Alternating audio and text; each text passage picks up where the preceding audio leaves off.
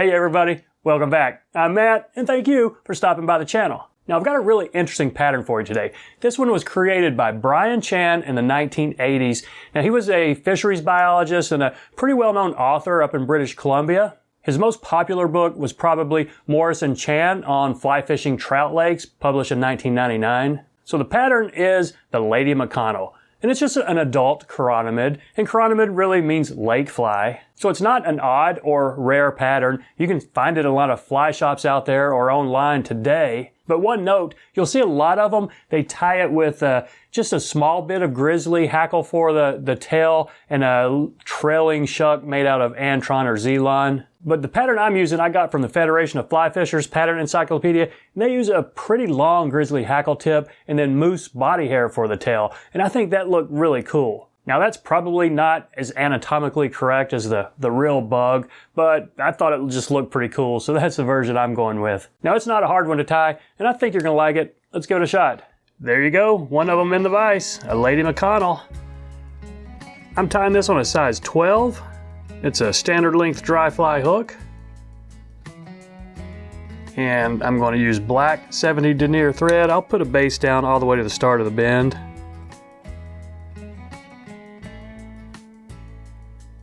Now there's two components for the tail, and the one I liked the best is the one I saw in the Federation of Fly Fishers Pattern Encyclopedia.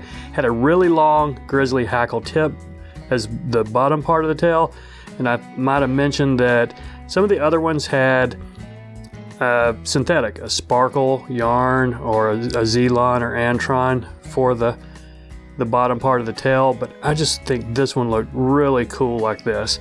So I'm catching that in, kind of keeping it flat so that what the fish is going to see, they're going to see, well, you can't really tell, they're going to see most of the flat part of the tail.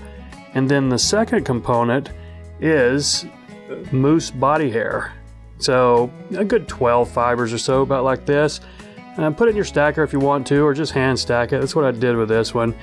And this one is normal size tail, so maybe a hook gap length right there. I need to take my thread back to where I'm going to catch it in with that first wrap, say right there, and then I'll do a pinch wrap right here. Let it flare a little bit on you. It's not all that hollow back toward the tip, but I do want a little bit of flare and on top of that Grizzly hackle tip, so I can put a couple of tight wraps right here. And I'm going to leave this in, just make this part of my underbody, bury it up here to where I'm going to, start the body, or stop the body and start the hackle. So about right there, I think we'll be fine. Let's go ahead and snip this one off. You can use a couple wraps just to lock those tips in if you want. Now take some deer hair, deer body hair. Just from a patch about like this, and not a big chunk. This is not a humpy, so just a small to medium sized clump of deer body hair. Now you probably do want to pull out some of the fuzz, the under fur right here. But you see that? That's not a huge chunk. It looks pretty big in the camera, but it's not really that big. So I'm going to go ahead and snip the ends, just make them even right here.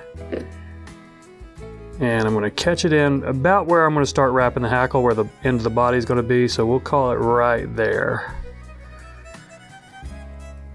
And I can get a couple of wraps right there, fairly tight.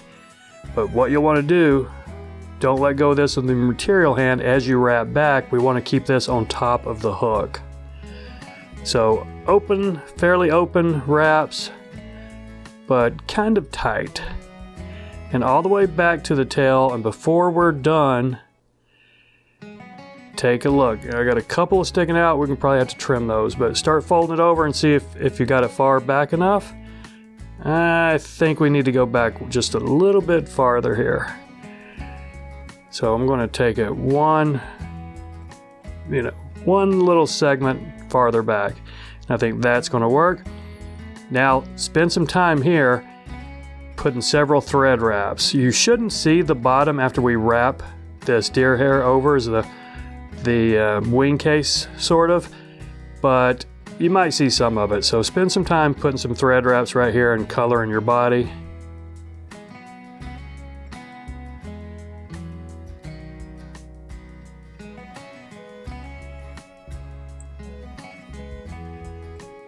And I do have a few annoying ones right here. I'm gonna see if I can trim these.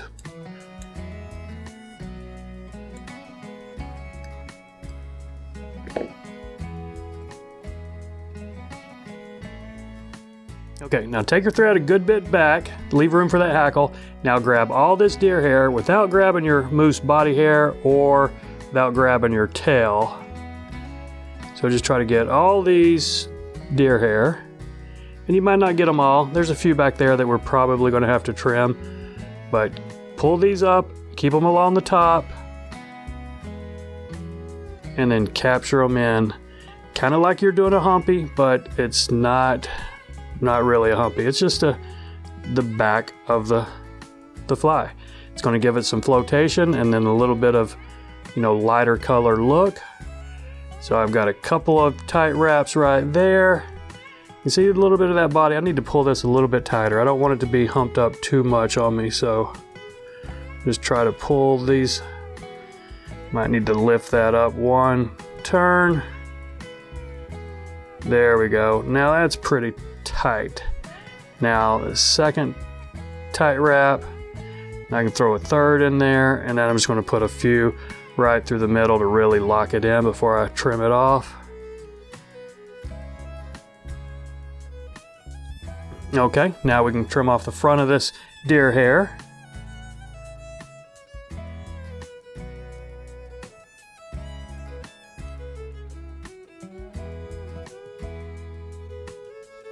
Now let's smooth this out, give us some room to tie in the hackle, which in this fly is a brown and a grizzly.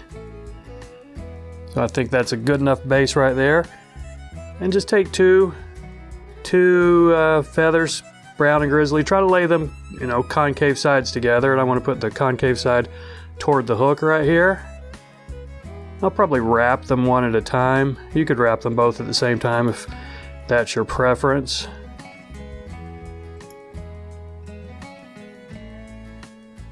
But I think it's just as easy to wrap one at a time. So go back right there, and it's a pretty bushy hackle. So get that caught in. I'm gonna have to snip these tips right here. Not a big deal. Get them close so they don't crowd my eye.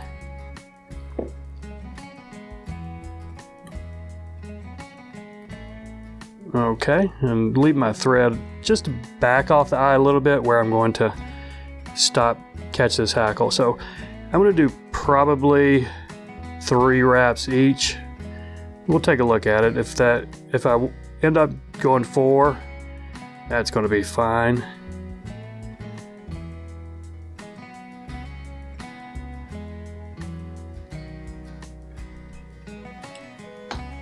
So I think that was 3 with the grizzly here. We'll see how many of the brown we can get through this.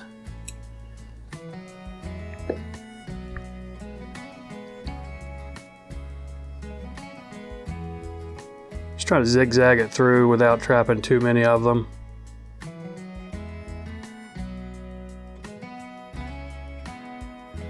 Back that up just a little bit.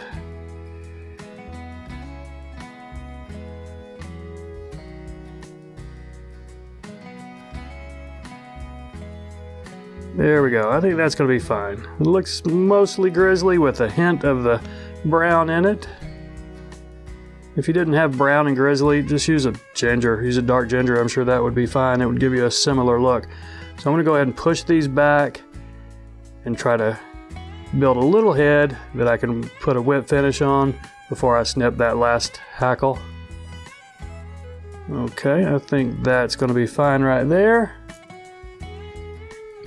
4-turn whip finish should suffice, especially if you're going to put a drop of head cement on it. We're going to have a little bit of cleanup here, because I left some of those deer. I didn't pull it back over in that wing case. So if you can see those, there's some some deer sticking off the bottom right there. Probably be easier to just take it out of the hook and trim these, or take it out of the vise and hold it in my hand to trim these. But there you go, you get the gist of it. Drop a head cement and this thing's done. So pretty cool pattern, pretty high floating, dry fly. And you know, what I really like about it is this long tail, which you don't see on a lot of them, but the original pattern I saw did have that, and I thought I would stick with it because I just think it's pretty cool looking. So that's it, everybody. I appreciate you watching. Y'all take care, and we'll see you next time.